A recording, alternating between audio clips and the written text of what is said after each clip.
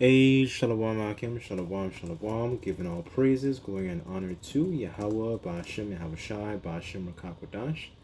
Double honors to the apostles and the elders, great millstone, for teaching us his truth, and salutations to the sincere Akim and Akwathim. And listen, may the blessing of election be upon your house. My name is Brother Kwai. I'm back in here with another quick and Lord's will, as always, an edifying lesson. And for today's lesson, I kind of wanted to discuss this growing sentiment of in this society, pornography, and how this society that we live in is pretty much a very over sexual society, right? Seeing the detriments of it, and how it can also some kind of be a problem for us, can be affecting us, seeing all this essentially overly sexual content, and it does something to you, right? So I kind of just wanted to go through a little bit of this, and Lord's will is always this will be an edifying lesson. So before I make my point, I guess I'll start off with this first precept here in Sirach, the tenth chapter, I'm sorry, verse 3, and it says, "An unwise king destroyeth his people, but through the prudence of them which are in authority, the city shall be inhabited," right? So Esau is an example of somebody who has allowed this type of content to run free, to be widely available. And essentially what it's doing in his society is destroying the young minds of the people, especially the men, because seeing this over sexual content, what is also doing, it's basically it's making the people, especially the men, more docile. It's making them more comfortable, it's making them more complacent, right? And essentially they don't have to, it kind of forces you to not grow up and take on responsibility. It forces you to stay in a docile state of mind, right? Because you're taking the energy that you have, right? That sexual energy that you have, and you're taking it, and you're releasing it on a lot of obscene imagery, and this is doing it's doing a very harmful effects to your brain, because you're essentially, what you're doing is taking the energy, and you're putting towards it where there is very little what's the word I'm looking for, very little output, sorry, very little input, right? Little work, and for you get lots of reward but little effort we have to put in. So that's why the brain constantly wants to go back and deal with these certain things, deal with these certain habits, right? So let me go to, I actually wanted to read a precept in Genesis. Just bear with me on this. I'm kind of just going to be jumping around into different ideas, showing, this is very, very, dangerous. Watching this, a lot of this over sexual content is extremely dangerous, right? So let me just go to, just bear with me on this. Let me find this, right? Because when you see a lot of this content, it's essentially, it's not natural, right? So just bear with me. Let me just look for this. I just wanted to read this short account here.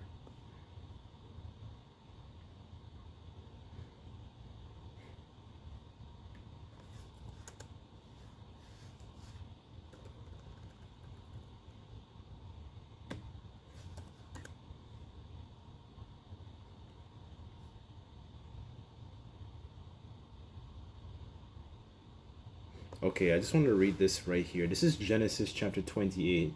I'll start at verse 1, and it says, "And Isaac called Jacob, and blessed him, and charged him, and said unto him, Thou shalt not take a wife of the daughters of Canaan.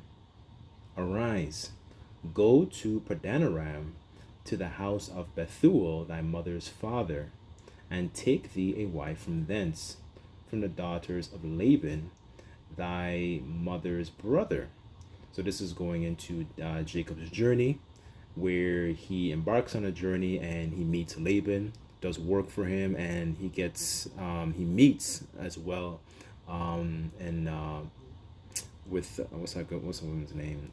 Laban, not Laban. I'm sorry, Leah, and eventually Rachel.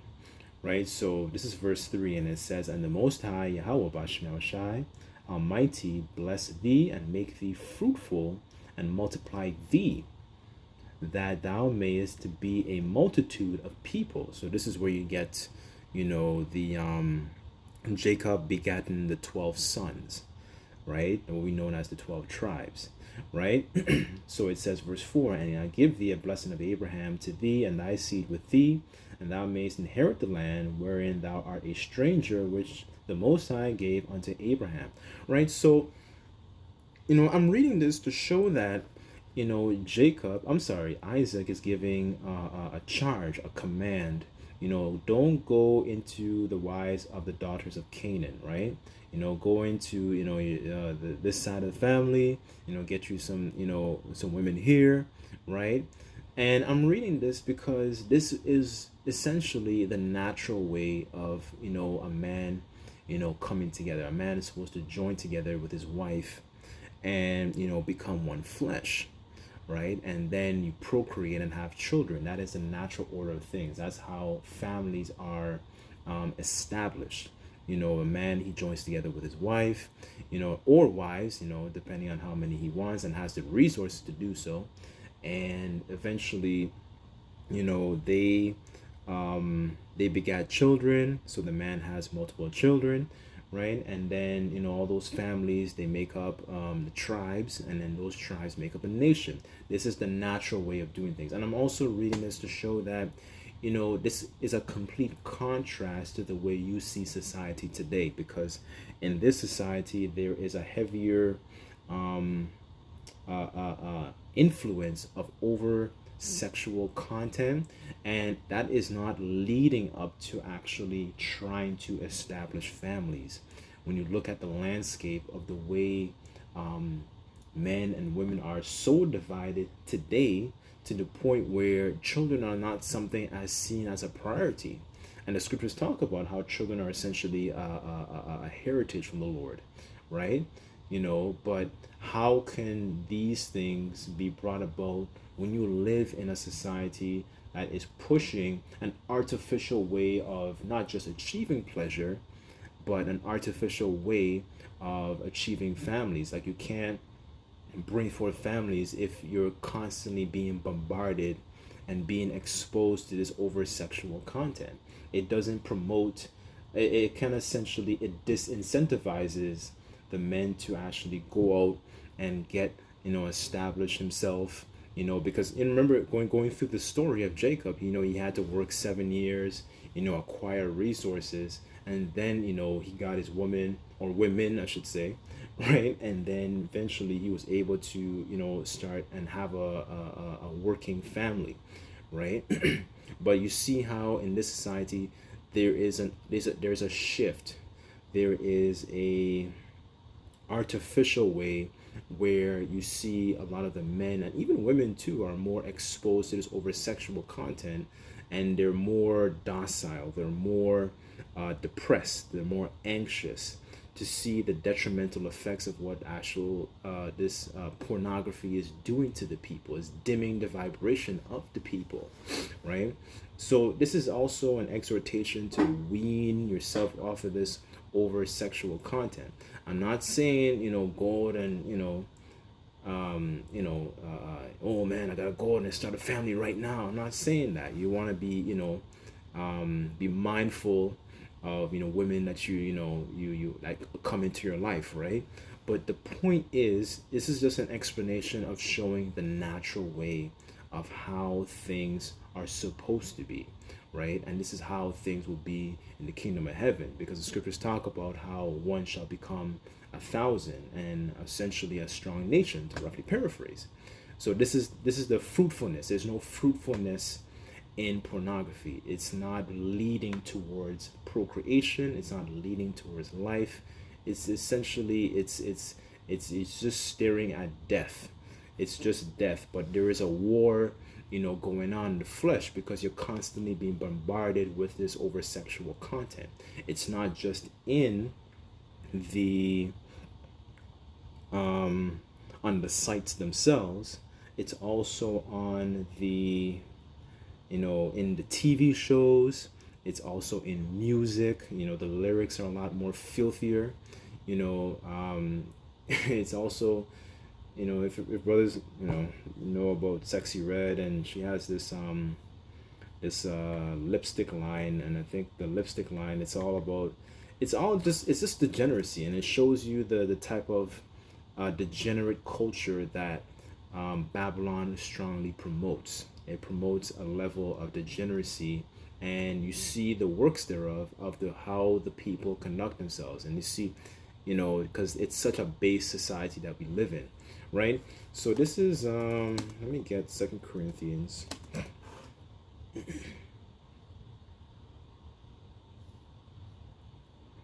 This is 2 Corinthians 2 verse 11, and it says, "That Satan should get an advantage of us, for we are not ignorant of his devices." And this is one of the wicked devices that Satan, that Esau uses. He uses this content to essentially make the people, weaker, to make you more docile, to make you more, essentially it taking your energy, and you're not putting that energy into things that are not productive.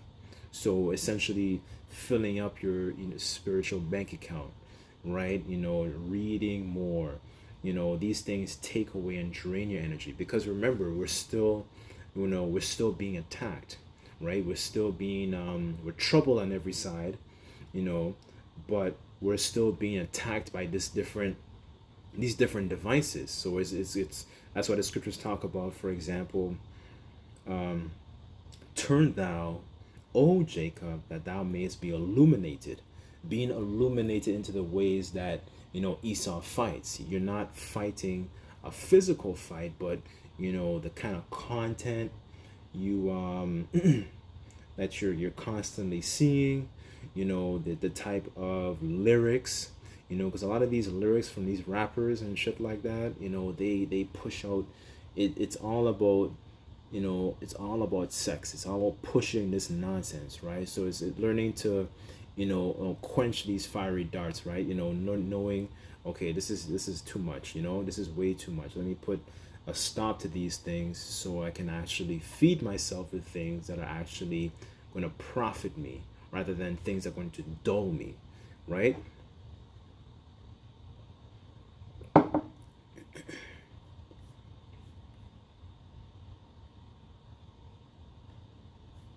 Let's go to spare thing.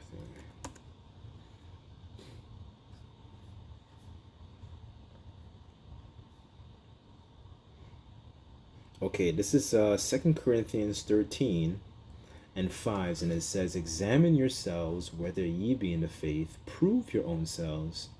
Know ye not your own selves, how that Hamashiach Yahushua is in you, except ye be reprobates." And I'm reading this also because there's a lot of reasons why we get joined onto these different comforts of the world, because it's so healthy and important to know, because sometimes, for example, you can be going through a lot of hell, and you reach for these different comforts to kind of comfort you, or this thing might be something that is like, speaking about pornography, but you can also substitute it with other vices too. You can kind of think, man, I'm going through a lot of hell. I kind of just want to just see some, I kind of just want to get this in right now. I kind of just want to feel good right now, right? So there's a constant war between the spirit and the flesh that Paul talks about. You want to you fight off a lot of things, but a lot of things are, there's a spiritual, there's a tug, there's a war, between these different natures, the spirit and the flesh, right? And these things are contrary, right? Because the scriptures talk about you fall 7 times and you get back up 8. But knowing these things is also very important, because if you're the type of person that, okay, you might have a lot of free time, you know it's Satan can also use that also to kind of get into a foothold into your mind, to be able to, like, okay, I want to feel comfortable, right? These things are not making you productive. These things make you, they dull your vibration, right? These things, it's not about, it just makes you weaker, right? It's not helping your brain, right? Doing things, learning different, like for example, learning languages is going to help and stretch your brain. But these different devices that Esau puts out, because he's a man of sin, right? He's not somebody that actually wants you to progress, and he's not somebody who's about health, making you more whole, making you more robust, making you strong. He's somebody that puts out comforts to make you weaker, right? So something to also be strongly mindful of, because we live in a society where we're constantly being bombarded by sex. We're constantly being bombarded with it, whether it's on TV, music, media, lyrics, movies, so on and so forth, right? It's not healthy. It's not healthy, man. Just bear with me. Hold on.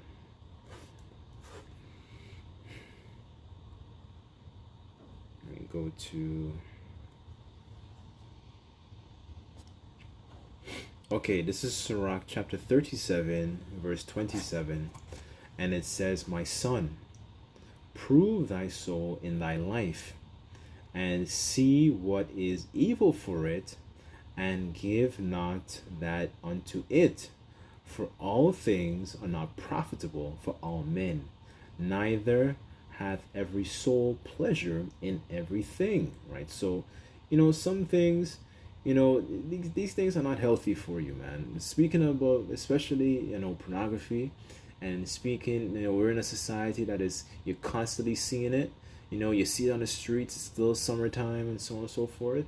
Seeing that shit all the time is not healthy for you, right? These things are evil for you, right? So, learn to step back and be like, okay, I have to learn to give myself things that are actually going to make you profitable, going to make you more wholesome, make you more whole, right? Because remember, we're still in, like, we still need a physician, right? How shall I said, they that are whole need not a physician, but they that are sick, right? These things are very, very important to know. That way you can able to replace those things to make you more productive, to make you more whole, to make you more sound. Whether you do some more reading, you start to research more herbs, you make yourself more profitable by learning, I don't know, whether it's geography or another language or something like that. These things will add to your spirit, rather than actually taking away and dimming your spirit, right? So I'll read that again. As a matter of fact, let me get it in the GNT, see what it says. See how it's written. 1 second.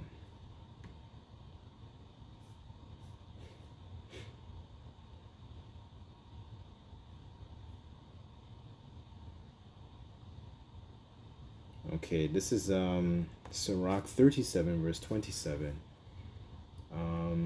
It says, "My child, as you go through life, keep your appetite under control. Don't eat anything that is bad for you." So going back into the last precept I read earlier, because pornography is very unhealthy for you, right?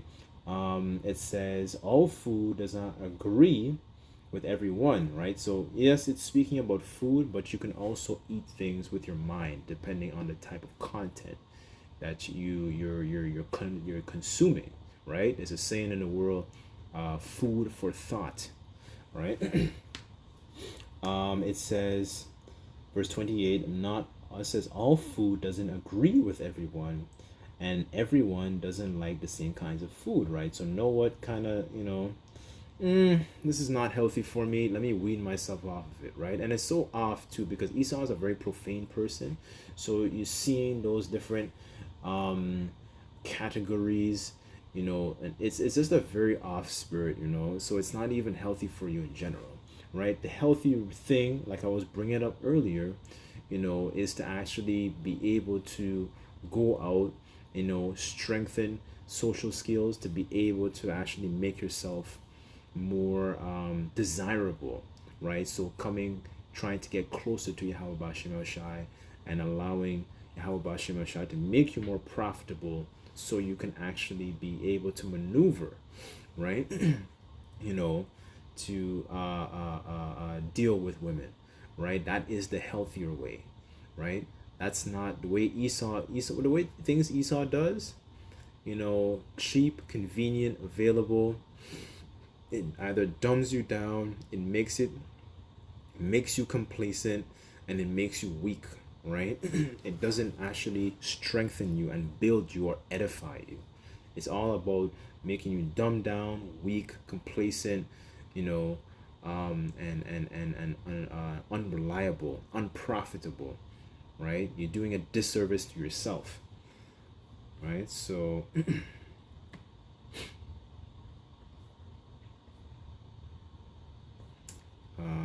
let's see. Let me go to Sirach 33.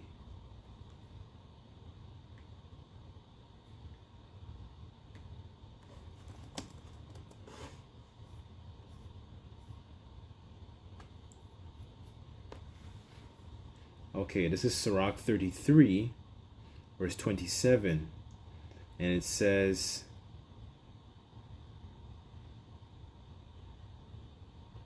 send him to labor, that he be not idle, for idleness teacheth much evil, right? And I'm reading this to show, because, in moments when you feel kind of like idle, bored, or whatever, finding things to keep your mind more productive. Yes, you'll have downtime, but and that's all those like moments like this is where Satan can get into a foothold into your mind, right? Remember, this is spiritual warfare.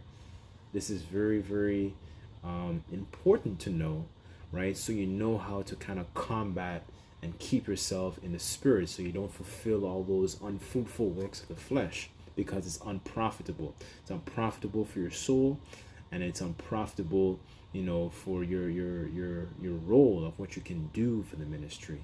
So that's pretty much it. I didn't have anything else, but I pray and sincerely hope that this lesson was edifying. I just like to give all praises, glory, and honor to Yahweh, Ba'ashem, Yahweh Shai, Ba'ashem, Rakakodash. Double honors to the apostles and the elders of Great Millstone for teaching us his truth. Until next time, I say Shalom.